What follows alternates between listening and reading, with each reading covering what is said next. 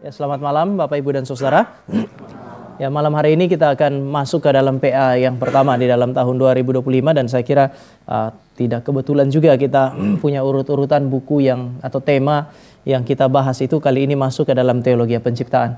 Dan saya mau ajak kita untuk melihat kenapa Bapak Ibu dan saya harus memberi diri, memberi hidup untuk melayani Tuhan.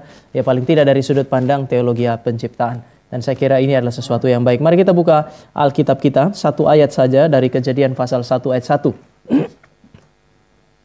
Kejadian pasal 1 ayat 1 kita baca bersama-sama.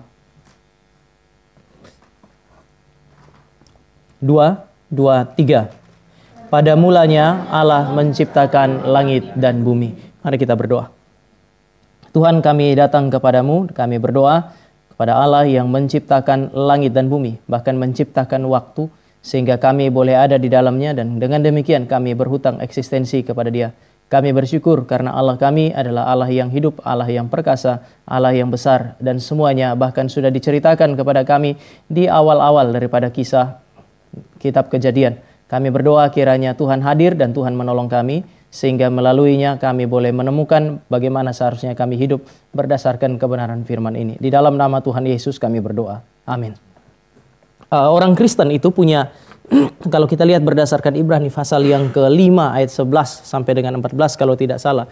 Itu kan ada dua hal yang kemudian dibicarakan di dalam Ibrani pasal yang ke-5. Yang pertama adalah dia sebut sebagai wahyu, atau hari ini Bapak Ibu dan saya kenal sebagai firman. Lalu kemudian dia bilang asas-asas pokok. Hari ini saudara dan saya sebut itu sebagai doktrin. Berdasarkan firman kita bangun doktrin. Lalu kemudian doktrin itu kemudian menjadi fondasi atau alat yang Tuhan bisa pakai untuk mengarahkan kita punya kehidupan. Hari ini kita baca Alkitab Kejadian pasal 1 ayat 1. Ketika Musa menulisnya, Musa menulis itu sebagai firman yang diinspirasikan oleh Allah. Tetapi di balik itu ada teologi yang mau diceritakan di dalam kalimat yang singkat tadi. Pada mulanya Allah menjadikan langit dan bumi, ya.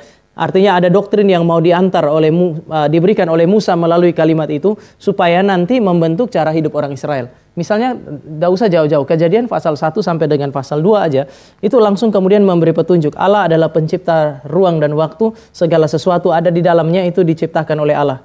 Nanti saya akan jelaskan lebih detail untuk memberi petunjuk bahwa dewa-dewi yang disembah di Mesir itu dewa matahari, apalagi di dalam air itu ada dewa, yaitu kodok, itu kan bagi mereka dewa juga, semacam dewa kehidupan dan seterusnya.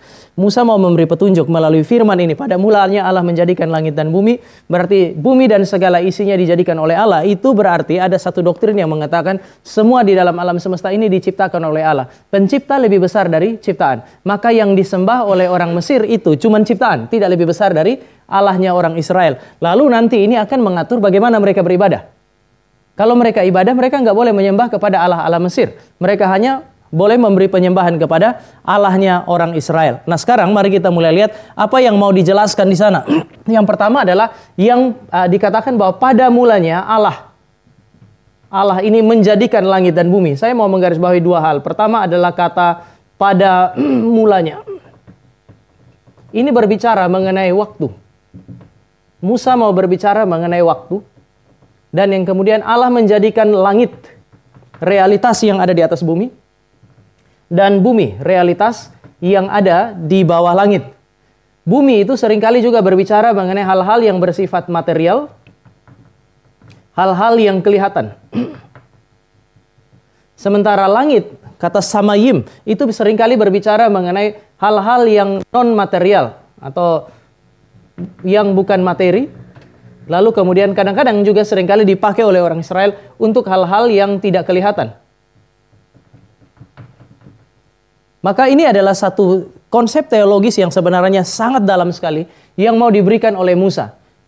Perhatikan baik-baik, dia mau bilang Allah adalah Allah yang menciptakan bukan hanya ruang tetapi waktu. Allahnya orang Israel adalah Allah yang menciptakan waktu. Dia bilang pada mulanya Allah, itu berarti Allah adalah pencipta waktu. Lalu kemudian dia bilang langit dan bumi juga diciptakan oleh Allah. Langsung kita akan menemukan dua ini. Yang pertama ini bicara mengenai ruang. Yang ini berbicara mengenai waktu. Kalau kita pakai bahasa modern hari ini. Di dalam dunia ini Bapak Ibu, tidak ada satu eksistensi pun yang bisa bereksistensi di luar ruang dan waktu. Semua, apapun itu. Kalau dia mau ada, dia harus ada di dalam ruang dan waktu. Maka kalau hari ini Bapak Ibu dan saya hidup, karena Bapak Ibu dan saya ada di dalam ruang dan waktu. Kita tidak bisa di luar daripada dua kategori ini. Secara filosofis pun, misalnya Immanuel Kant, dia bilang, di dalam dunia ini manusia tidak bisa memahami sesuatu di luar ruang dan waktu. Makanya kalau kita mau ngomong apa-apa, itu tanpa sadar, itu bingkai kita pun selalu ada di dalam ruang dan waktu. Misalnya ya, saya pernah ada di dalam satu diskusi dan waktu ngomong mengenai kekekalan, ngomong banyak hal, sampai pada satu poin kekekalan sudah. Sampai pada poin kekekalan, sulit bagi jemaat untuk mengerti bahwa di dalam kekekalan tidak ada masa lalu, tidak ada masa kini, dan tidak ada masa yang akan datang. Dalam kekekalan itu hanya ada satu titik, yaitu sekarang. Di dalam kekekalan tidak ada itu, wah, jemaat marah-marah. Bagaimana mungkin Pak tidak ada masa lalu, masa kini, masa yang akan datang di dalam kekekalan? Saya bilang nggak ada. Lalu sebagian jemaat itu bisa di dalam diskusi itu emosi. Dalam hati saya ngapain situ emosi? Hanya gara-gara ngomong masa lalu, masa kini, masa yang akan datang. Memang kekekalan tuh nggak ada itu. Tetapi sulit bagi jemaat untuk mengerti karena kita ini adalah orang-orang yang sudah terbiasa dan selalu berpikir di dalam ruang dan waktu. Masa lalu, masa kini, masa yang akan datang. Lalu kemudian setelah orang cerita, dulu begitu kita akan tanya, di mana? Artinya bingkai pemikiran kita selalu ada di sini. Kenapa? Karena manusia dan segala eksistensi yang ada di dalam alam semesta ini hanya bisa ada kalau mereka ada di dalam ruang dan waktu. Coba perhatikan bijaksananya Tuhan. Karena dia tahu bahwa kita tuh tidak bisa ada di dalam ruang dan waktu, maka dia menciptakan wadah dulu. Semacam wadah, baru kemudian dia mulai ciptakan ciptaan yang ada di dalamnya. Bahkan kalau kita lihat nanti Tuhan atur manusia adalah yang paling terakhir. Tuhan gak bisa langsung ciptakan langit dan bumi, langsung dia taruh manusia di situ mati pada hari kedua. Tapi dia tata dulu alam semesta sampai pada hari yang ke-6, baru kemudian dia taruh di sana. Tetapi sekarang Bapak Ibu dan saya belajar kenapa kita melayani Tuhan. Karena kita memang berhutang eksistensi pada dia. Kalau ada satu aja yang dia lupa ciptakan, Bapak Ibu dan saya selesai. Tidak mungkin bisa ada hari ini.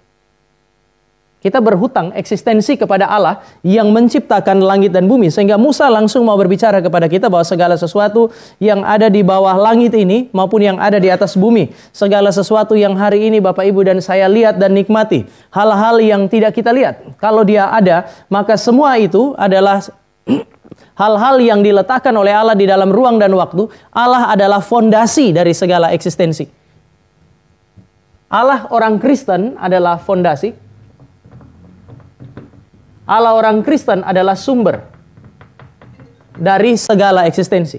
Tidak ada eksistensi yang bisa ada kalau dia tidak menciptakannya. Dan tidak ada eksistensi yang bisa ada kalau dia tidak ada. Supaya Bapak Ibu dan saya bisa ada, supaya Bapak Ibu dan saya bisa hidup, kita butuh pribadi yang namanya Tuhan. Nah, ini adalah hal pertama yang langsung mau menceritakan kepada kita mengenai siapa Allah yang disembah oleh orang Israel. Gereja ini kan berkelanjutan. Gereja perjanjian lama ya orang Israel. Hari ini Bapak Ibu dan saya adalah gereja di dalam konteks perjanjian baru. Kitab pertama di dalam Alkitab langsung memperkenalkan kepada kita mengenai siapa Allah. Nah, dengan demikian teologi penciptaan adalah teologi yang lebih banyak mau berbicara tentang Tuhan. Bapak Reformasi Johannes Calvin itu dia pakai satu istilah yang menarik, yaitu teater. Dunia ini atau alam semesta adalah teaternya Allah. Kalau kita ngomong mengenai apa yang kita sebut sebagai teater, mungkin yang kita mesti ingat itu adalah, pertama saya mesti bisa bilang, dunia ini, alam semesta, kita coba ngomong lepas dari manusia, itu semacam panggung. Atau apa ya, kita pakai, zaman dulu kan orang kalau mau bikin drama, teater itu modelnya kayak panggung. Lalu kemudian didekor, dibuat jadi indah gitu. Sehingga nanti orang yang datang, lalu mereka mau nonton drama, datang ke teater itu, waktu mereka masuk, drama belum mulai, mereka sudah terkagum-kagum dengan teaternya. Siapa ya yang bikin? Saya masih ingat waktu kita kemarin pergi KKR regional yang di Purwokerto itu. Waktu mulai pasang panggung, main panggung, ada guru-guru SD. Saya ikut di SD yang kedua itu. Lalu ada satu guru SD datang lalu dia bilang, "Ini dibikin di pabrik ya?" Siapa yang bikin? Kalau melihat itu sesuatu bagus, karena panggung itu indah, teaternya indah, orang pertama-tama bukan mau, ketika dia baru lihat panggung, dia langsung tanya siapa penciptanya. Ketika Johannes Calvin mengatakan bahwa dunia ini adalah teaternya Tuhan, dia mau bilang bahwa alam semesta ini dibuat dengan sangat indah. Kalau kita baca Mazmur tadi, saya cari-cari ayatnya, dia bilang bala tentara sorga itu diciptakan oleh Allah. Langit, bulan, bintang dan matahari itu digantung oleh Roh Kudus di atas alam semesta. Supaya apa? Supaya manusia waktu lihat ke langit, gak cuma lihat langit kosong. Allah menata itu sehingga kemudian kita bisa menikmatinya. Seharusnya ketika Bapak Ibu dan saya lihat alam semesta indah, pribadi pertama yang kita mesti ingat adalah Allah. Ini kita belum ngomong diri kita. Panggung ini ketika Bapak Ibu dan saya masuki, kemudian kita nikmati sesuatu di situ, ingatlah bahwa memang itu adalah jari yang Tuhan ciptakan untuk menunjuk kepada dirinya. Waktu kami pergi ke kebun raya Bogor, lalu kemudian ada panda kan, ada panda yang di satu tempat itu ada panda yang merah tuh, yang kecil. Panda tapi kecil, tapi ada panda yang gede. Waktu ketemu sama panda yang gede, Stefani, waduh besar sekali ya. Begitu dia lihat yang kecil, orangnya itu bilang, ini panda juga, kok kecil. Lalu kemudian saya mulai jelaskan di dalam Alkitab itu Tuhan bukan hanya ciptakan ciptaan, tapi dia bilang Tuhan menciptakan menurut jenisnya. Jenis yang namanya panda itu, Stefani, ada macam-macam, tetapi Tuhan yang menciptakannya, Tuhan yang membuatnya. Artinya ketika Bapak Ibu dan saya berhadapan dengan alam semesta, seharusnya yang kita lihat dan yang kita kagumi bukan cuma alam ini. Kita juga nggak bolehlah bohong. Saya nggak menikmati alam ini. Saya hanya mau menikmati Tuhan saja. Lah Tuhan ciptakan alam supaya kita nikmati. Habis kita nikmati, ya kita menikmati Tuhan. Tetapi ini adalah panggung yang harusnya mengantar kita untuk bertanya, siapa yang mencipta? Nanti sebentar saya akan ajak kita untuk masuk sedikit lebih jauh. Tetapi kemudian di dalam teater ini bukan hanya alam yang kemudian menjadi panggungnya. Yang tadi kosong ini. Tetapi juga ada manusia di dalamnya.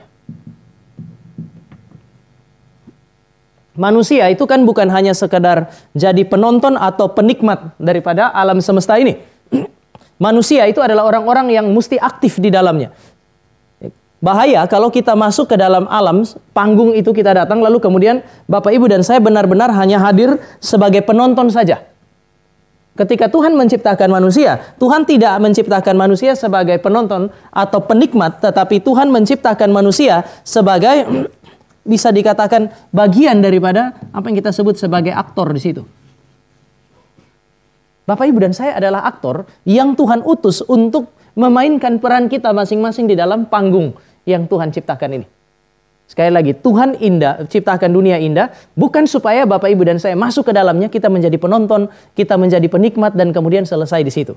Umumnya ketika kita ada di dalam dunia, alam semesta yang indah membuat kita menjadi penikmat alam semesta. Tetapi di dalam konteks ini, Tuhan menempatkan kita di dalam panggung supaya kita itu tidak pasif. Bahasanya orang Kristen itu, Tuhan minta kita untuk menjadi saksi. Kita bersaksi. Secara verbal kita bersaksi. Tetapi kita juga bersaksi melalui tindakan-tindakan kita. Kita aktor kok. Tuhan dan secara intensional menciptakan bukan hanya benda-benda yang mati, tetapi makhluk yang hidup. Gambar Allah diciptakan, Tuhan kasih dia bersaksi secara verbal dengan mulutnya. Tetapi melalui tindakan-tindakannya dia juga kemudian bersaksi. Menata kelola, kan ada perintah untuk beranak cucu, memenuhi bumi, menguasai dan menaklukkan itu. Istilah menguasai dan menaklukkan itu kan bisa diterjemahkan menata kelola. Menata kelola alam semesta ini. Menata kelola hidup. Sehingga alam dan hidup pada akhirnya juga menjadi saksi. Alam itu bersaksi, tetapi dia kan nggak bicara. Nah, bagaimana kemudian Tuhan mempercayakan segala sesuatu kepada kita supaya melalui hidup Bapak Ibu dan saya, tindakan Bapak Ibu dan saya, kita menata kelola alam semesta dengan baik, atau ruang yang Tuhan percayakan kepada kita, waktu yang Tuhan percayakan kepada kita supaya itu efektif untuk mempermuliakan Tuhan. Kenapa orang Kristen itu perlu menghargai waktu? Waktu itu bukan Bapak Ibu dan saya yang ciptakan, tetapi Tuhan percayakan kepada Bapak Ibu dan saya waktu. Jadi hari Minggu jangan lagi terlambat datang gereja Bapak Ibu. Tuhan cipta waktu itu supaya kita tata kelola waktu, lalu kemudian kita bisa bersaksi, menyaksikan untuk kemuliaan Tuhan. Ketika orang sudah ada di dalam ibadah, Bapak Ibu dan saya datang belakangan, mengganggu orang yang sementara memakai waktunya dia untuk kemudian melayani dan kemudian menikmati Tuhannya dia. Itu sesuatu yang tidak seharusnya. Kalau Tuhan kita adalah Tuhan yang menciptakan waktu, dia tidak pernah menciptakan sesuatu tanpa tujuan. Minggu depan kita akan lihat itu. Ketika dia menciptakan sesuatu, ya dia ciptakan dengan tujuan.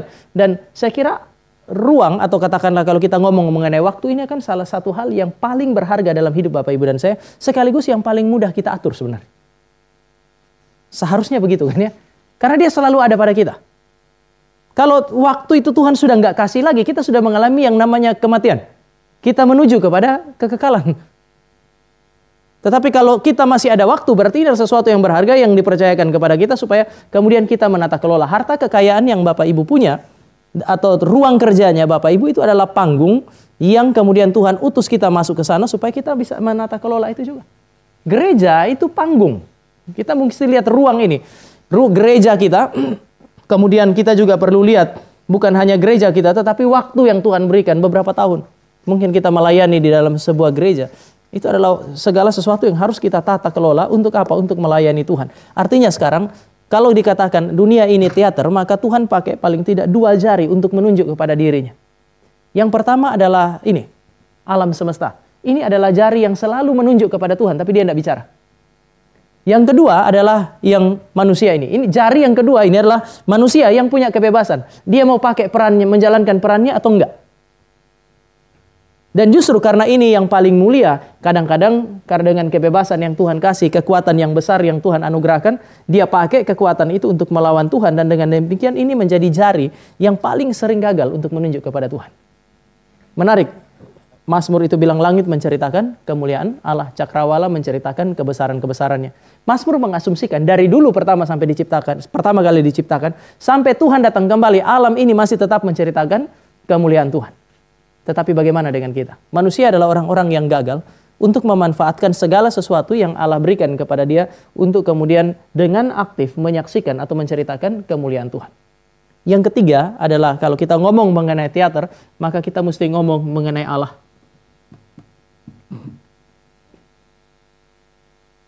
Allah itu bukan hanya menciptakan panggung, menciptakan aktornya, tetapi dia justru menjadi, kalau dalam konteks Kristen, justru dia menjadi pemain utama di dalam panggung ini. Di dalam kalau Mr. Bean itu begitu dia jatuh langsung lampu sorot ke situ. Mengandaikan dialah tokoh utamanya. Entah dia datang dari mana gitu. Dia datang dari ketiadaan kan, biasa kalau saya enggak tahu Bapak Ibu nonton film itu enggak ya. Mr. Bean itu kan tiba-tiba jatuh aja dari mana, jatuh di situ, langsung lampu sorot itu ke situ. Waktu dia berdiri, dia jalan, lampu sorot itu mengikutinya. Kenapa? Karena dia adalah tokoh utama. Sama ketika panggung itu ada, diciptakan alam ini indah, manusia lebih agung dari alam, oleh karena dia yang harus menata kelola alam. Tetapi ketika Bapak Ibu dan saya mau melihat sesuatu yang paling indah dan mau melihat sesuatu yang paling mulia, kita tidak bisa lihat kepada panggungnya, kita tidak bisa lihat kepada aktornya yang ini, karena ini semacam latar belakang untuk membuat orang lain atau membuat semua yang ada di dalam alam semesta ini melihat ini. Di beberapa waktu yang lalu, waktu saya bahas mengenai hal ini, kemudian ada pertanyaan, lalu Allah ciptakan panggung, lalu tokoh utamanya dia, kalau karena saya pakai sama ya, lampu sorot itu harus terus ke dia, kan bukankah itu janggal? Saya bilang itu enggak janggal, karena memang yang paling indah di dalam panggung itu, ya tokoh utama ini. Dia lebih besar, dia lebih agung daripada panggungnya. Dia lebih besar, dia lebih agung daripada aktornya. Maka wajar kalau lampu sorotnya itu diarahkan ke dia. Harusnya setelah kita melihat alam semesta, kita punya mata itu diarahkan ke sini. Ketika kita berelasi dengan manusia, manusia punya mata diarahkan ke sini. Dan Allah memang maunya begitu. Menarik bahwa pernah ada kan yang namanya deisme itu. Ada keyakinan bahwa Allah ada sih, tapi setelah dia ciptakan, dia meninggalkan alam semesta ini. Kalau kita pakai istilah panggung, berarti habis dia ciptakan panggungnya, dia ciptakan aktornya, dia sudah nggak terlibat. Tapi kekristenan itu berbeda. Kekristenan percaya bahwa setelah dia menciptakan panggung, dia taruh aktornya di situ, dia masuk sebagai aktor utama. Sehingga mau tidak mau segala sesuatu itu harus bercerita tentang dia. Di titik ini mungkin kita bisa bilang bahwa ketika Alkitab bilang Kejadian pasal 1 ayat 31, semua itu sungguh amat baik. Sungguh amat baik Bapak Ibu, itu bukan karena semuanya indah dan bisa dinikmati saja. Sungguh amat baik, alam semesta, manusia ada dan disebut sebagai sungguh amat baik. Karena mereka betul satu sisi baik, satu sisi mulia pada dirinya, tapi lebih daripada itu, kebaikannya, kemuliaannya itu pada akhirnya bisa menunjuk kepada Allah. Jadi sungguh amat baik, itu bukan karena baik pada dirinya sendiri, tetapi karena semua ciptaan itu dengan sangat baik bisa bersaksi tentang Tuhan ketika pertama kali diciptakan. Kalau dunia ini tidak jatuh, siapapun yang masuk ke dalam alam semesta ini akan sadar siapa penciptanya. Mereka akan kagum dengan Sang Pencipta. Sambil mereka juga bisa menikmati alam semesta ini. Nah, sekarang mari kita mulai lihat beberapa poin terkait hal ini. Mari, kalau seandainya Allah ini adalah tokoh utamanya, jadi Allah seperti apa sih yang mau diceritakan oleh Musa? Kalimat ini, pada mulanya Allah menjadikan langit dan bumi, langsung mau berbicara mengenai Allah yang kekal dan Allah yang hidup. Allah seperti apa? Yang dimiliki oleh Israel, yang dimiliki oleh gereja. Oh, Allah yang kekal dan Allah yang hidup. Pada mulanya Allah menjadikan langit dan bumi. Kalau tadi saya bilang, kata pada mulanya berarti Allah adalah pencipta waktu. Allah menciptakan langit dan bumi berarti Allah adalah pencipta ruang. Dua wadah yang di dalamnya ciptaan itu harus ada. Tetapi persoalannya Allah adalah pencipta ruang dan waktu. Berarti Allah sudah mesti ada sebelum ruang dan waktu. Tidak mungkin ciptaan hadir mendahului Sang Pencipta. Pencipta itu mesti mempunyai bayangan tentang apa yang mau dia cipta, baru kemudian dia mulai bertindak untuk menciptakan. Ini memberi petunjuk kepada kita bahwa Allah kita adalah Allah yang sudah bereksistensi. Sudah memiliki eksistensi sebelum ruang dan waktu. Dan jangan lupa, kita sering pakai dengar istilah ini kan di Reform, ex nihilo, dari ketiadaan. Kenapa kita percaya Allah mencipta dari ketiadaan? Karena semua ciptaan harus ada di dalam ruang dan waktu. Allah ada, Allah mencipta ruang dan waktu supaya segala eksistensi ada. Artinya sebelum ruang dan waktu ada, nggak ada eksistensi, cuman ada Allah sendiri. Dan Allah ini adalah Allah yang kekal. Allah yang bisa mencipta adalah Allah yang hidup. Inilah yang membuat kita itu susah sekali terima pengajarannya Erastus Sabdono. Satu sisi saudara dan saya sedih Erastus Sabdono itu sekarang ini sakit ya. Sisi yang lain kadang-kadang bidat sakit itu beruntung gereja. Kita susah kalau pendeta yang baik sakit. Kita berdoa supaya Erastus Sabdono bertobat di dalam sakitnya dia. Tetapi Bapak Ibu perhatikan Yohanes 1 ayat 1 ini. Pada mulanya, di dalam Kejadian 1 ayat 1 dia bilang, pada mulanya Allah menjadikan langit dan bumi. Di dalam Yohanes pasal 1 ayat 1, pada mulanya adalah firman. Firman itu bersama-sama dengan Allah dan firman itu adalah Allah. Yohanes maupun Musa sama-sama menggunakan kata pada mulanya, lalu kemudian mau menekankan kalau Kejadian mau bilang sebelum segala sesuatu ada, Allah sudah ada. Sekarang untuk mengatakan bahwa sebelum segala sesuatu ada, Yesus sudah ada, Sang Firman sudah ada, dia bilang pada mulanya adalah firman. Firman itu bersama-sama dengan Allah dan firman itu adalah Allah. Yesus Kristus yang saudara dan saya punya adalah pribadi yang juga sudah ada bersama-sama dengan Allah sebelum ruang dan waktu ada. Artinya dua pribadi ini adalah dua pribadi yang kekal. Dua pribadi yang hidup. Dua pribadi yang selalu ada. Allah yang Bapak Ibu dan saya sembah adalah Allah yang ini. Allah yang mencipta, dia hidup. Allah yang kekal karena dia sudah ada sebelum ruang dan waktu. Sebelum segala sesuatu ada. Allah ini sudah ada. Betapa besarnya Allahnya orang Israel itu. Kalau hari itu orang Israel membaca tulisan Musa dengan pengertian yang seperti ini, Bapak Ibu bisa tahu betapa dalamnya konsep teologinya orang Israel sebenarnya. Penciptaan dari ketiadaan itu bukan ciptaannya orang Reform. Itu keyakinannya orang Yahudi. Gak ada yang bisa ada kalau Allahnya tidak mengadakannya atau Allah tidak menciptakannya. Semua instrumen yang Bapak Ibu dan saya punya untuk kita pakai untuk melayani manusia yang menciptakannya. Tetapi manusia tidak pernah bisa ada dan tidak bisa mencipta kalau dia tidak pernah dicipta oleh Allah. Sehingga seharusnya segala pujian, kita punya kemuliaan, kekaguman kita mestinya diarahkan kepada Allah. Yang kedua, Allah yang cukup pada dirinya. Self-sufficient.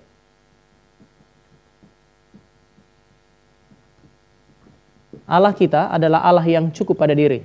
Kalau pakai bahasa yang paling sederhana ya Allah yang tidak bergantung kepada apapun dan tidak butuh apapun. Dia sudah ada sebelum ruang dan waktu. Artinya dia punya eksistensi gak bergantung kepada apa-apa. Allah kita adalah Allah yang menciptakan dari ketiadaan. Dia mencipta segala sesuatu dari ketiadaan. Artinya dia tidak butuh apa-apa. Kita butuh dia. Tetapi dia tidak butuh kita sebenarnya. Ketika Bapak Ibu dan saya melayani, konsep ini mesti ada di dalam kepala nih. Kami sementara melayani Allah yang tidak butuh kami. Tetapi kami butuh dia. Memang kita tidak melayani Tuhan karena hanya bilang saya butuh dia maka saya datang. Ini kan juga mentalitas yang tidak beres lah. Tetapi kita datang dengan kesadaran bahwa Allah yang tidak butuh saya itu Kok mau ya dia ciptakan saya? Sudah begitu ketika saya jatuh, dia nggak buang. Ya saya bilang apa? Buluh yang patah terkulai tidak dipatahkan. Tetapi sumbu yang pudar tidak dipadamkan. Harusnya kan kalau memang nggak butuh, Bapak Ibu dan saya kalau barang nggak butuh, kemudian rusak jadi kayak sampah di rumah, apa yang akan kita lakukan? Diloaklah biar dapat untung sedikit. Kalau nggak diloak sudah buang aja, kasih orang lain. Kasih orang-orang yang kita kenal, sudah kamu jual nanti uangnya buat kamu aja. Kenapa? Karena memang kita nggak butuh. Anehnya Allah itu sejak awal Musa bilang kamu harus kasih penyembahan kepada Allah. Dan kamu hanya beribadah kepada Allah saja. Karena ini Allah yang nggak butuh kamu. Tapi kamu butuh dia. Lalu kamu ada di perbudakan di Mesir. Siapa kamu? Sehingga Allah ini harus datang lalu kemudian menyelamatkan kamu. Keluarkan kamu dari situ. Lalu kemudian dia menyebut dirinya sebagai Allahnya Israel. Ada seorang penulis, Gordon Fee namanya. Dia bilang Allah itu ketika dia menyebut dirinya sebagai Allah Abraham, Ishak dan Yakub. Itu kan nama-nama yang harusnya bikin malu tuh. Kalau kita punya presiden bagus, kita akan bilang dengan lantang kan, kami orang Indonesia, presiden kami adalah si A. Jangan presiden, nanti sensitif. Kita cari yang lain lah. Kalau anak kita, orang tua, papa dan mama, kalau anaknya baik, biasanya anak siapa? Coba lihat, itu anakku. Ya kan ya, tapi kalau anak itu bermasalah, itu anakmu. Harusnya Bapak Ibu, orang Israel lah yang bangga bahwa Yahweh itu Allah kami. Tapi Allah tuh mestinya malu. Bilang saya ini Allahnya Abraham, Ishak dan Yakub. Mestinya Allah malu. Tapi Allah tuh seolah-olah butuh sekali Abraham, Ishak dan Yakub. Lalu kemudian dia cari mereka, keselamatkan mereka. Mereka memberontak, dia bawa pulang. Saya membayangkan kalau, ya untung saya bukan Allah kan ya. Kalau modelnya kayak Yakub ya. Yakub itu orang menjengkelkan sekali Bapak Ibu. Bapak Ibu baca dan coba baca Alkitab tuh, tempatkan diri kita di dalam situ. Seringkali orang baca cerita tentang Tuhan Yesus, dia tempatkan diri sebagai Yesus.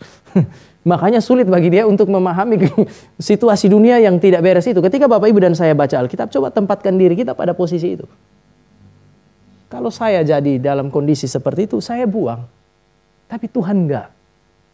Jadi ini sebenarnya siapa butuh siapa? Pendeta Ben Intan itu sekali waktu dia khotbah dia bilang, sebenarnya siapa butuh siapa? Tindakan Allah itu menunjukkan seolah-olah dia butuh kita loh. Sehingga kalau seandainya Bapak Ibu dan saya rasa kok Allah itu seolah-olah butuh saya, Bapak Ibu mesti sadar ya, Tuhan tuh terlalu kasihan sama kita. Allah kita adalah Allah yang cukup pada dirinya. Dia tidak bergantung kepada apapun. Nanti ini kan yang nampak waktu dia datang ketemu Musa itu. Lalu waktu dia jumpa dengan Musa kan dia bilang, dia hadir di dalam semak duri, api menyala, tetapi kan semak duri tidak terbakar. Berarti itu api yang gak butuh bahan bakar.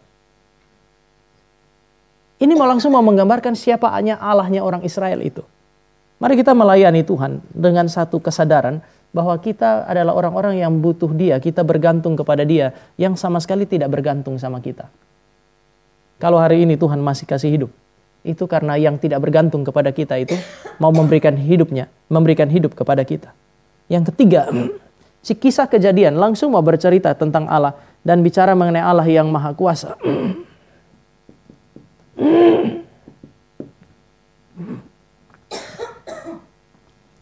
Dia menciptakan tanpa bahan. Di dalam dunia ini semua pencipta. Kalau dia mau mencipta sesuatu mesti pakai bahan. Apa di dalam dunia ini yang diciptakan tanpa bahan? Saya sampai sekarang agak sulit percaya ketika orang bilang saya mulai ini dari nol.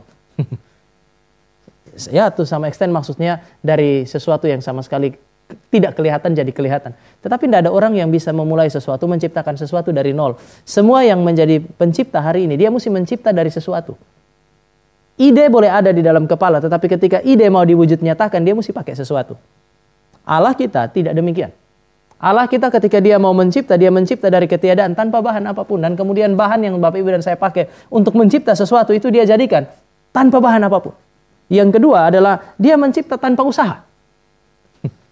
Dia tinggal berkata-kata dan jadi kan ya. Bapak Ibu dan saya mau pelayanan kayak Desember kemarin. Mari kita berkata-kata aja lalu orang datang Natal. Nggak ada tuh. Wah kita effortnya gede. Mulai dari janji iman, humas, sampai sakit, masuk rumah sakit. Itu memberi petunjuk kepada Bapak Ibu dan saya bahwa ketika Bapak Ibu dan saya mau melakukan sesuatu, kita butuh kerja keras. Ketika kita mau mencipta, kita mencipta dari ada. dari sesuatu yang ada dan kadang-kadang belum tentu berhasil. Allah ini adalah Allah yang hanya berfirman, lalu kemudian yang tidak ada menjadi ada tanpa bahan dan semua jadi persis seperti yang dia mau, sehingga kemudian dia bilang semuanya ini sungguh amat baik. Sungguh amat baik karena semua itu berarti sesuai dengan desain Tuhan pada awalnya.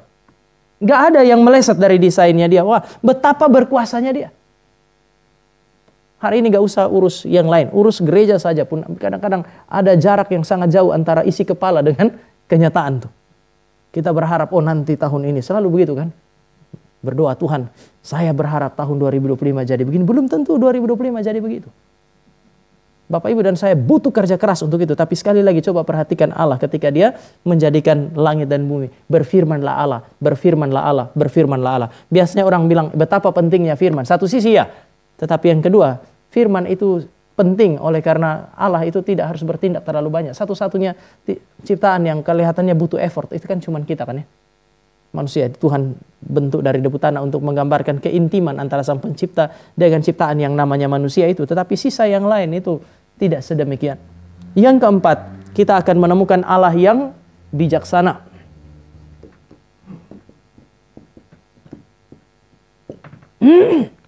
Alkitab memberi petunjuk dari ayat 1 kitab Kejadian saja bahwa Allah kita adalah Allah yang bijaksana. Dia bukan hanya bijaksana di sini bukan hanya berarti dia punya kemampuan untuk mencipta, tapi dia bisa memperhatikan sampai kepada detil yang terkecil. Kita pakai istilah teliti itu. Penulis yang bukunya kita pakai sebagai acuan itu dia bilang begini. Coba perhatikan, Allah menciptakan galaksi yang besar. Lalu kemudian dia bilang perhatikan, dia juga menciptakan semut yang kecil. Bahkan dia menciptakan apa yang hari ini Bapak Ibu dan saya sebut sebagai organisme mikroskopik. Yang kecil, yang tidak kelihatan. Allah ciptakan semua. Setelah dia ciptakan, bijaksananya itu bikin seperti hari ini Bapak Ibu dan saya sebut, katakanlah yang paling sederhana, rantai makanan. Yang satu itu seolah-olah bergantung kepada yang lain.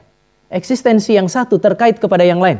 Kalau yang satu itu ada dalam kondisi yang tidak baik, mungkin semua akan menjadi kondisinya tidak baik. Patong sering pakai istilah itu, matahari itu kalau dia lebih dekat sedikit ke bumi, 1 senti saja atau 1 mili saja, bumi sudah tidak bisa dihidupi karena terlalu panas. Ketika dia bergeser sedikit lebih jauh, maka bumi juga tidak bisa dihidupi. Kenapa? Karena sudah terlalu dingin. Tetapi bumi ini bisa dihidupi karena matahari ada pada posisinya. Jaraknya ya di situ. Kita ini berkelimpahan dengan tinta ini. Saya sudah gelap begini pulang nih. Nggak kelihatan di mobil ini.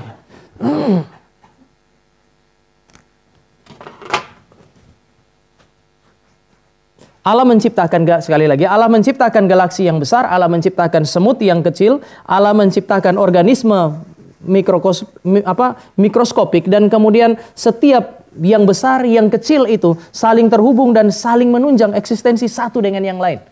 Saking rapinya itu, dunia ini saling menunjang satu dengan yang lain. Kita hidup, kita rasa hidup ini natural aja. Kita baru kaget ada yang nggak beres ketika misalnya jadi gempa bumi dan seterusnya. Deisme itu muncul, Bapak Ibu, karena dunia ini tercipta oleh Tuhan sangat rapi.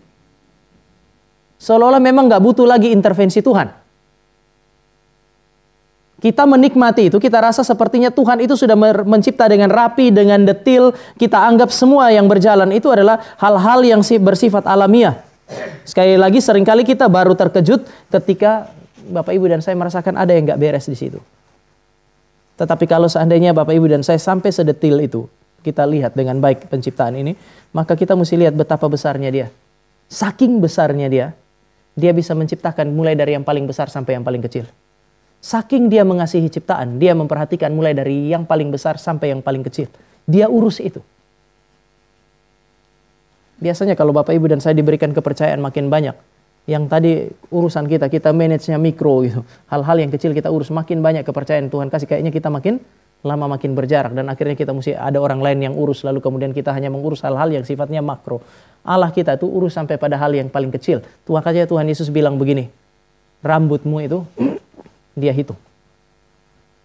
Siapa suami yang saking mencintai istrinya dia hitung rambut istrinya?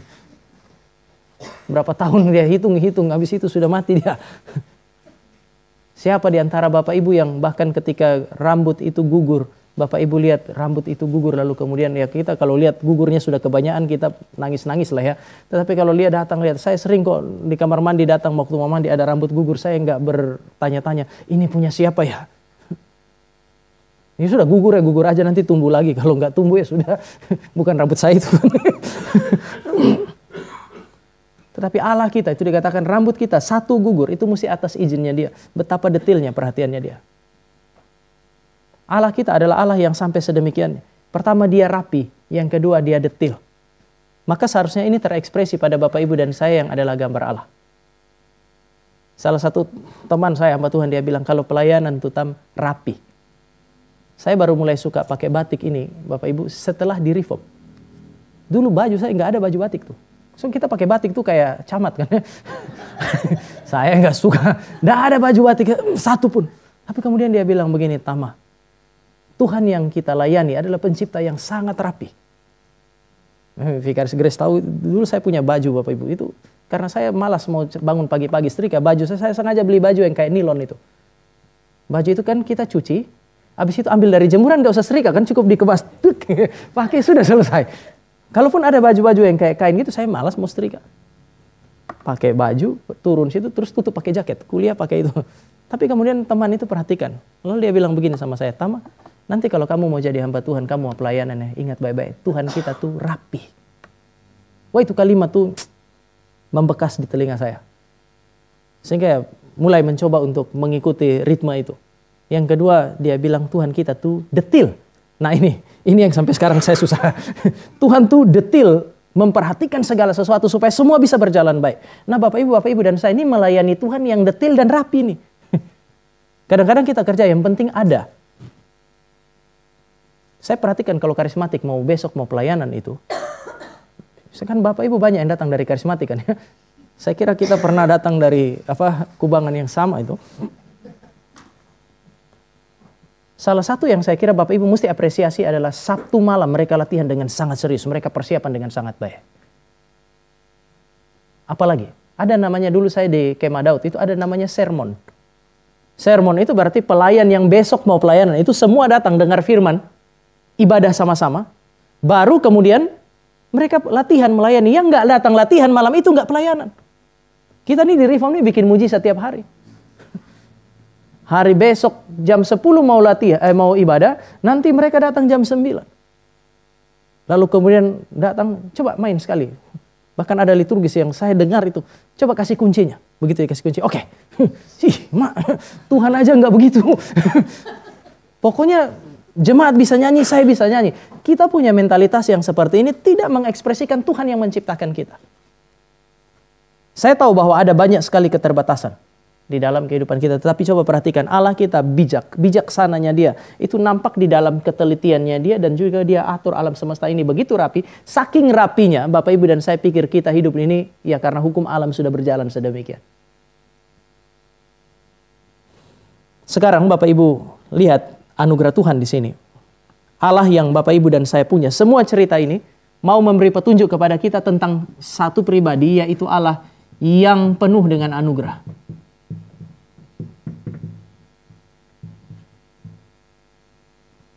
Penciptaan bilang, Allah kita adalah Allah yang penuh dengan anugerah. Dari mana Bapak Ibu dan saya tahu bahwa dia adalah Allah yang penuh dengan anugerah?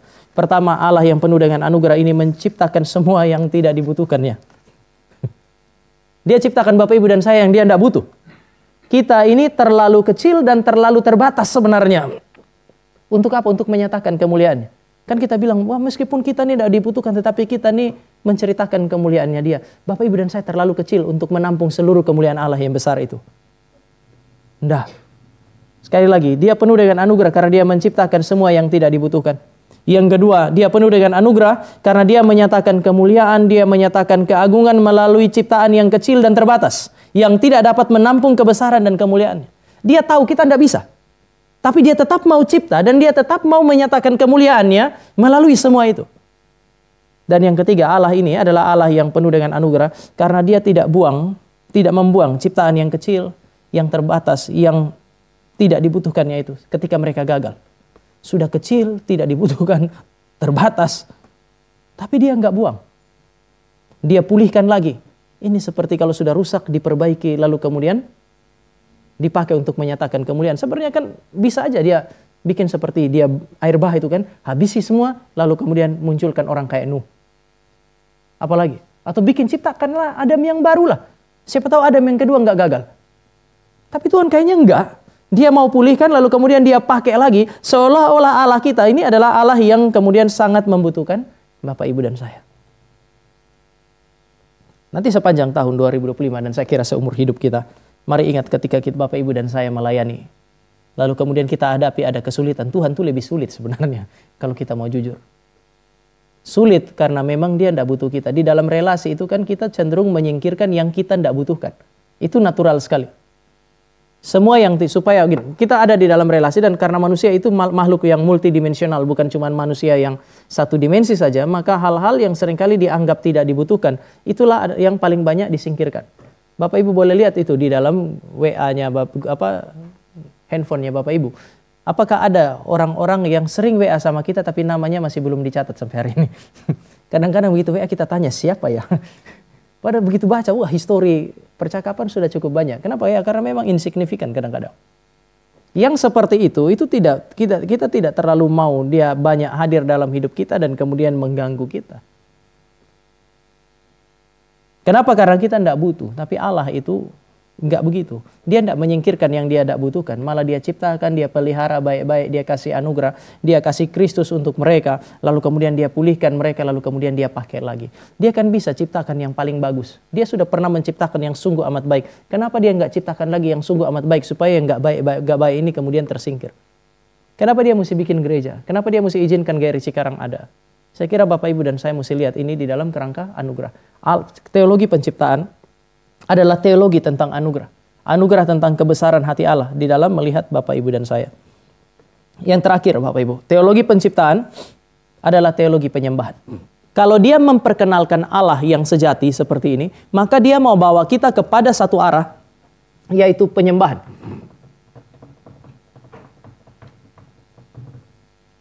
Belajar penciptaan dengan benar, Bapak, Ibu, dan saya akan menemukan the object of worship. Melalui Kejadian pasal 1 sampai dengan pasal 2 dan dimulai dengan Kejadian pasal 1 ayat 1 yang tadi Bapak, Ibu, dan saya baca, Musa mau bilang Allah yang harusnya disembah bukan Allahnya orang Mesir. Allah yang harus disembah itu ya Allah yang seperti ini. Allah yang kamu sebut dan kamu kenal sebagai Yahweh itu.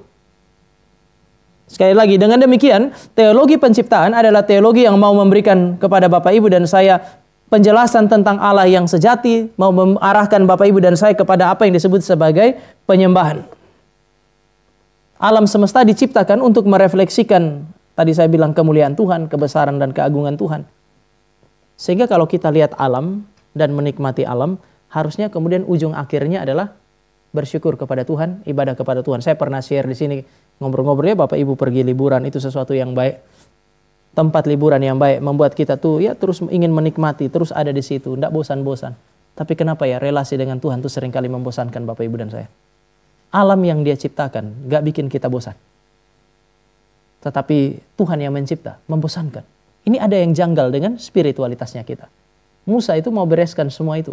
Supaya kemudian ketika orang Israel beribadah, mereka beribadah bukan hanya dengan takut dan gentar, tapi dengan sukacita. Bayangkan kalau kita hanya beribadah dengan perasaan takut, tanpa kenikmatan. Ibadah seperti ini itu di beberapa tulisan sering ibadah yang kita lakukan itu seringkali disebut sebagai cicipan surgawi. Ibadah itu ya sedemikian.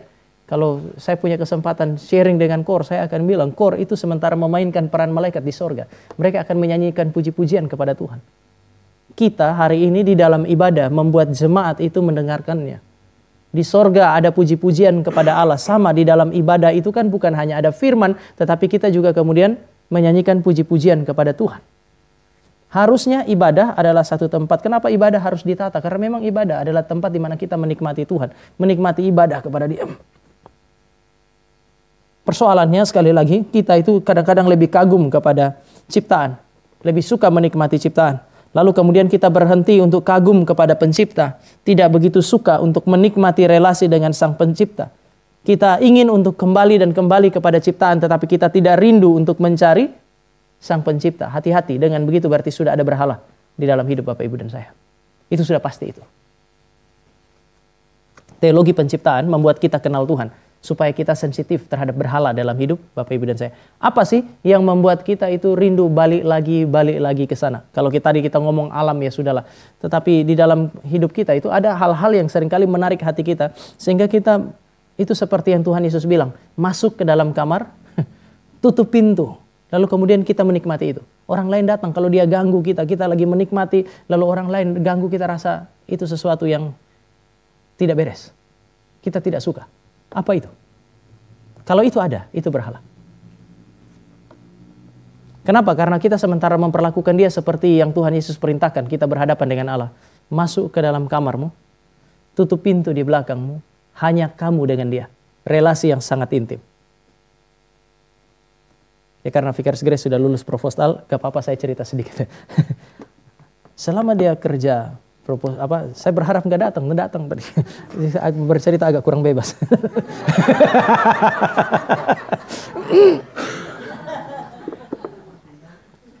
Sudah lama itu proposal dikerjakan, tetapi makin mendekat ke ujian tuh waktu tuh lebih banyak habis di proposal. Kami bangun, dia masih tidur karena dia tidur nanti jam 4:30. Pada saat kami mulai kerja, ya dia juga kerja. Pada saat kami pergi tidur dia masih kerja. Kadang-kadang karena begitu intim relasi dia dengan proposal itu kadang-kadang dia lagi kita lewat selamat pagi, pagi. Saya datang pegang kepala. Apa sih? Saya balik, saya pegang. Apa kamu ini? Supaya dia meninggalkan berhala itu. Dia harus berjumpa dengan object of worship. Kita tertawa sih, cuman ya itu dalam relasi suami istri, di dalam keluarga. Kita seringkali ganggu orang yang kita kasihi karena dia terlalu berfokus kepada yang lain. Tetapi Allah itu kadang-kadang mesti ganggu ritme hidup Bapak Ibu dan saya. Supaya kita ingat. Supaya kita ingat bahwa the object of worship itu dia. Hal-hal yang terlihat teratur, kadang-kadang dia bikin berantakan Bapak Ibu. Ingat ya, Tuhan kita adalah Tuhan yang teratur. Tapi kadang-kadang dia bikin berantakan yang teratur. Karena keteraturan sudah jadi berhalanya kita. Maka dia akan hancurkan keteraturan. Supaya Bapak Ibu dan saya seperti merasa Tuhan ini kok kacau balau, saya butuh Engkau, bikin ini jadi teratur. Segala yang baik, segala yang Bapak Ibu dan saya nikmati adalah jari yang mau menunjuk kepada Tuhan, maka nikmatilah Tuhan. Ciptaan dan keagungannya ciptaan itu hanya mau menolong Bapak Ibu dan saya untuk memiliki Allah, dan kemudian kita menempatkan Allah pada posisi yang seharusnya. Bagi saya penyembahan itu punya banyak definisi. Tapi penyembahan berarti Bapak Ibu dan saya menempatkan Allah.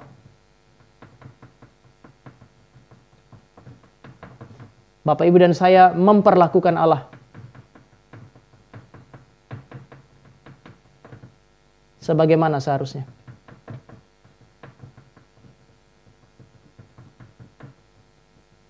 Tuhan tuh enggak minta macam-macam kan ya. Dia cuma mau bilang kepada kita, lihat ciptaan dan sadar saya Allah. Setelah kamu sadar saya Allah, perlakukanlah saya sebagai Allah. Hadapilah saya sebagai Allah. Allah itu tidak boleh ada rival. Allah kita adalah Allah yang cemburu. Karena dia besar, lalu kemudian Bapak Ibu dan saya memperlakukan yang lain kayak dia cemburu, dia pasti marah. Allah adalah pencipta. Semua orang harus tunduk kepada aturan-aturan main yang dia berikan. Ketika Bapak Ibu dan saya menikmati ciptaan, menikmati sebuah relasi yang begitu nikmat sampai kemudian kita terlepas dari dia, dia akan marah karena Bapak Ibu dan saya tidak tunduk kepada aturan main yang dia berikan. Memangnya kamu siapa sehingga kamu harus atur saya? Dia akan bilang, saya pencipta. Pencipta itu punya hak untuk kemudian menetapkan batas-batas yang tak boleh dilampaui oleh ciptaan. Pencipta punya hak menuntut ciptaan untuk berjalan sesuai dengan apa yang dia mau. Kalau kita mengerti teologi penciptaan, kita kenal Allah yang harus dihormati dan disembah. Wah, Bapak Ibu dan saya luar biasa itu. Semua agama cari Tuhan. Di dalam Alkitab, Allah memperkenalkan diri. Allah yang dicari itu datang cari kita lalu kemudian memperkenalkan diri kepada kita. Kenapa tidak berakhir dengan penyembahan? Dunia ini berisi agama-agama yang mencari Allah supaya disembah. Ini agak kekristenan datang bicara mengenai Allah yang sudah datang membuka diri supaya kita beribadah ke Dia. Kok pada akhirnya kita tidak menyembah Dia?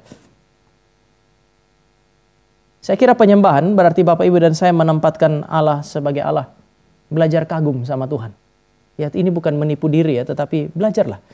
Lihat baik-baik Alkitab, kenal baik-baik Allah yang ada dalam Alkitab supaya kita belajar kagum. Kita berikan apa yang disebut sebagai penyembahan. Belajar baik-baik Alkitab supaya Bapak Ibu dan saya kemudian sadar bahwa Tuhan kita itu besar, kita itu terlalu kecil. Saya mau tutup dengan satu slide PowerPoint. Terlalu kecil ya. Ini saya ambil dari buku yang kita baca itu ya, yang menjadi semacam panduan kita. Ya dia bilang sebagian besar dari kita itu punya satu masalah yang kira-kira sama.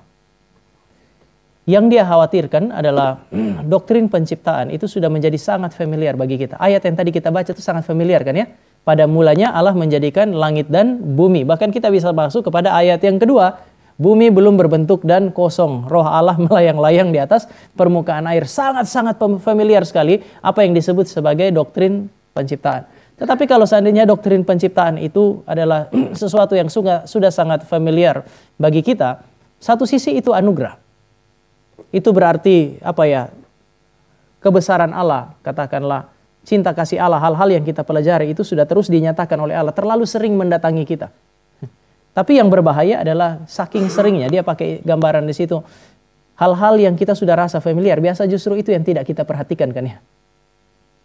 Kadang-kadang kalau Bapak Ibu dan saya nyetir, terus lewat di satu wilayah tertentu, kadang-kadang kecelakaan terjadi di tempat di mana kita familiar. Saya pernah dengan istri saya sambil nyetir kemudian ngobrol, mata saya nggak di jalan. Dia bilang coba lihat di jalan. Saya bilang, saya bercanda kemudian saya bilang, saya bahkan kalau saya tidur pun saya bisa jalan di sini karena dari pagi saya jalan ke sini. Kecuali kalau baru pertama kali, kedua kali saya ke Cikarang, Bapak Ibu, mata saya tuh selalu dipikir sudah kilometer berapa ini? Cikarang di mana? Cikarang di mana? Sekarang Bapak Ibu, saya gas terus santai. Saya tahu kok kilometer berapa saya harus keluar. Kapan saya harus belok. Itu yang saya bilang, bahkan ketika saya tidur pun rasanya saya punya refleks itu akan cukup bagus untuk keluar pintu tol. Ya memang salah-salah kan kita keluar dari bumi kan ya. Tetapi di sisi yang lain saya rasa itu adalah sesuatu yang sangat mungkin terjadi. Yang menjadi persoalan adalah hal-hal yang kita anggap biasa Bapak Ibu. Itu adalah hal-hal yang membuat kita itu dia pakai istilah pikiran kita itu cenderung untuk berpikir secara cepat. Mata kita itu melihat dengan cepat.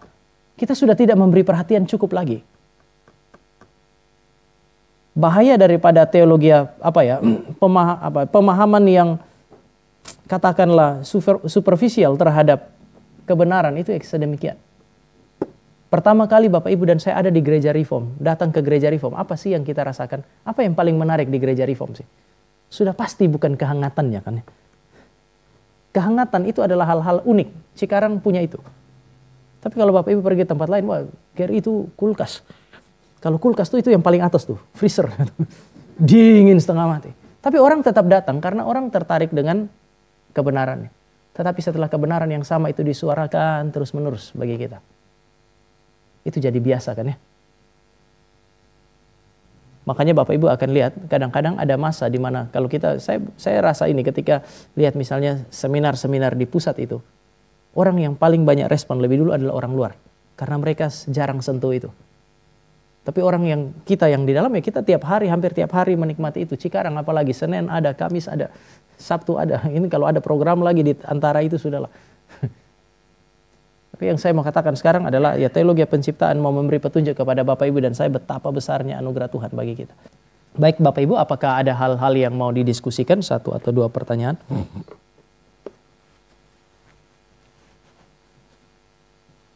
Tidak ada? Baik. Kalau tidak ada berarti saya mesti kembalikan kepada Pak Ginting. Tidak ada ya? Ya, boleh. Seringkali saya jadi lupa. Kita menganggap relasi dengan Tuhan itu membosankan, sementara kalau kita menikmati ciptaan Tuhan itu ya kita bilang amazing lah ya, terkagum-kagum gitu. Tapi ketika berelasi dengan Tuhan kita boring banget, mau doa udahlah. Kayaknya doanya juga itu aja gitu, rutin gitu ya. Jadi tadi saya tuh kayak iya ya gitu. Ini saya banget gitu. Itu sering juga gitu terjadi dalam kehidupan beriman saya gitu. Terus tadi Pak Tama bilang apa yang salah? Iya, apa yang salah? Pak Tama nggak jawab. Apa yang salah? Gitu saya penasaran. Apa yang salah dengan saya? Gitu. Saya kira satu, Bu, anugerah Allah itu sudah menjadi sesuatu yang tidak berharga lagi bagi kita.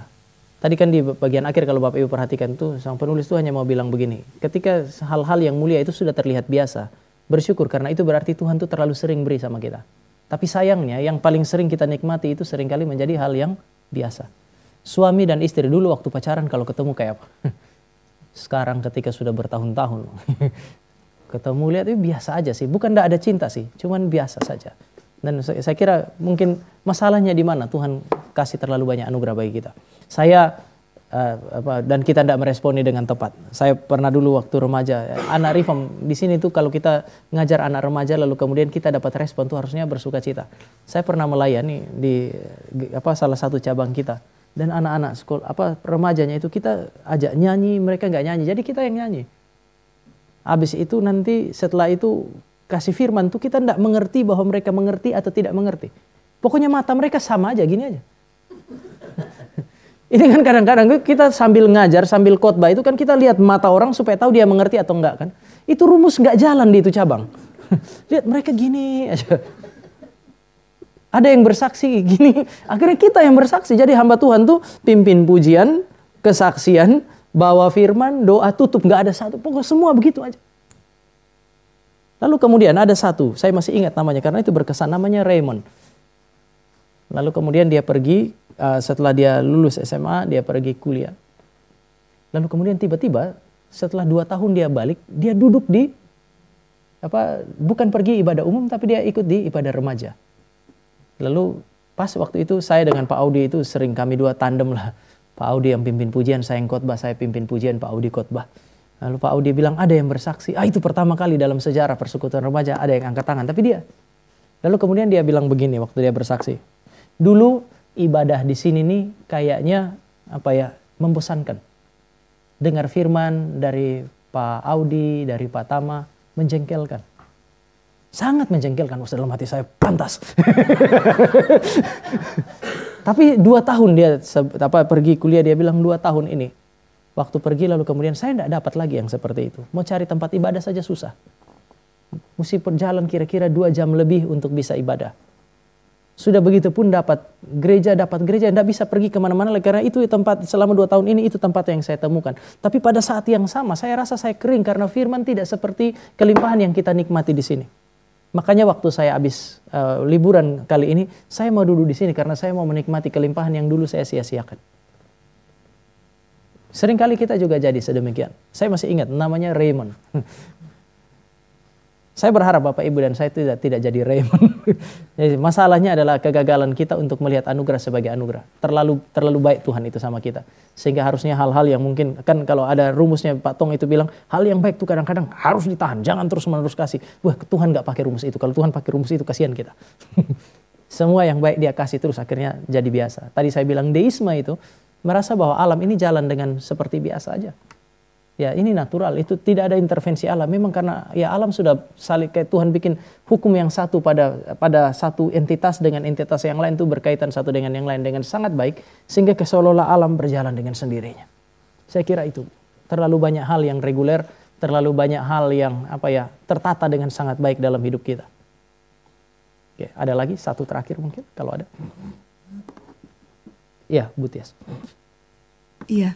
Mengenai yang tadi Pak Tama sampaikan bahwa penciptaan itu kan dianalogikan sebagai teater gitu ya. Ada panggungnya, ada manusianya, dan bahkan ada Allah itu sendiri gitu. Karena kalau dulu-dulu kan saya pernah dapat pemahaman bahwa Tuhan Allah itu adalah sutradaranya gitu. Saya juga tadi tercelik, oh iya ya, berarti Allah juga berperan itu sendiri.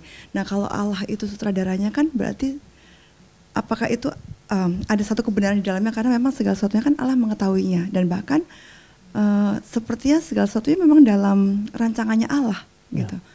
Ya. Nah, bagaimana Pak? Kalau ini kita akan masuk kepada doktrin tentang kedaulatan Allah kan ya. Tidak ada apapun di dalam alam semesta ini yang Allah nggak tahu. Allah kan nanti kemudian kalau kita jadi misalnya kita reform, kita percaya bahwa Allah tahu segala sesuatu termasuk keselamatan karena Allah yang memilih. Sebenarnya kan Arminian itu juga tidak sementara menolak pemilihan Allah. Mereka juga bilang Allah memilih. Tapi kemudian nanti kita akan ngomong berdasarkan apa Allah pilih.